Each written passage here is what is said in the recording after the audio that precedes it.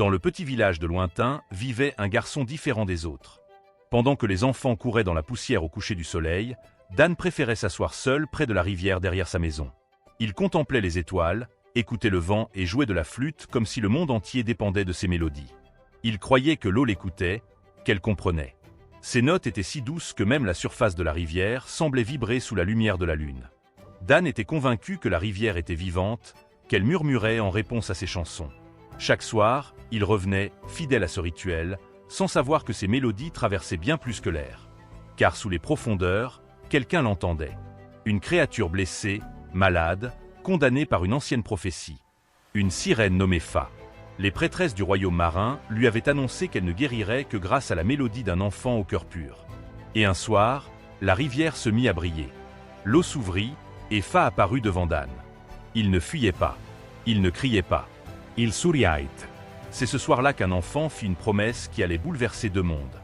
Fa révéla à Dan que ses mélodies l'avaient guéri. Chaque note de flûte avait réparé son corps comme une bénédiction invisible. Dan en een revenijpas.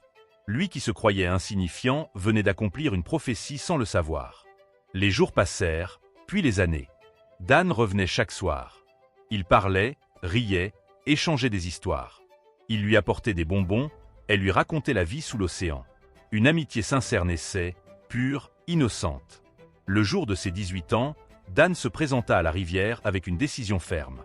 Il regarda Fa dans les yeux et lui rappela sa promesse d'enfant. « Quand je serai grand, je t'épouserai. » Mais Fa baissa le regard. Elle était promise à Ziran, un puissant triton choisi par la tradition. Le cœur de Dan se fissura. Pourtant, il ne choisit ni la colère ni la rancune. Il choisit l'amitié. Il choisit la loyauté. Mais dans les profondeurs, quelqu'un observait déjà leur complicité avec jalousie. Ziran, le triton le plus respecté du royaume, remarquait les absences répétées de Fa. Un jour, il est surpris en train de rire ensemble près de la berge. Et dans son cœur, une tempête se leva. Il confronta Fa, exigeant qu'elle mette fin à cette relation avec l'humain. Pour lui, les humains représentaient le chaos. Pour Fa, Dan représentait la gratitude et la liberté. Elle refusa de céder. La tension monta jusqu'à l'affrontement. Ziran surgit un soir devant Dan, trident en main, le menaçant de ne jamais revenir. Fa s'interposa, déclarant qu'elle ne laisserait personne contrôler sa vie. Dans le palais de corail, la situation éclata. Fa rompit officiellement ses fiançailles avec Ziran devant ses parents, le roi Tango et la reine Shihima. Elle affirma son droit de choisir son propre chemin. Ce jour-là, Ziran perdit plus qu'une fiancée, il perdit son orgueil. Mais l'orgueil blessé peut devenir dangereux. Un soir, alors que Dan attendait Fa avec un bracelet en bois qu'il avait sculpté pour elle, Ziran surgit des profondeurs. Sans laisser le temps à Dan de réagir, il l'entraîna sous l'eau. La rivière redevint calme. Trop calme. Les jours passèrent. Dan ne rentra pas chez lui.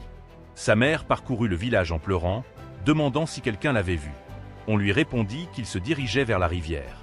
Son cri résonna sur la berge, brisant le silence. Fa entendit les sanglots. Son cœur se glaça. Elle comprit immédiatement. Elle plongea vers le palais de Ziran, prête à affronter les conséquences. Iran ne nia pas vraiment. Il affirma avoir agi pour protéger le royaume. Dan était retenu prisonnier dans une grotte sous-marine, ligoté avec des lianes marines. Malgré la peur, il gardait espoir. Israël sabait que Fa viendrait. Leur lien dépassait les mots. Fa confronta Iran une dernière fois. Il admit implicitement son acte, convaincu d'avoir fait ce qui était nécessaire. Mais Fa ne voyait plus un protecteur. Elle voyait un homme consumé par la jalousie. Avec l'aide de sa mère et de quelques alliés loyaux, Fa décida de sauver Dan. Elle était prête à défier les lois du royaume pour protéger celui qui avait autrefois sauvé sa vie par une simple mélodie. Car parfois, ce n'est pas la force qui change le destin, c'est la pureté du cœur. Et la bataille pour sauver Dan ne faisait que commencer. Si vous voulez connaître la suite de cette histoire et savoir si Dan survivra aux profondeurs, écrivez « Partie 2 » en commentaire et soutenez la vidéo.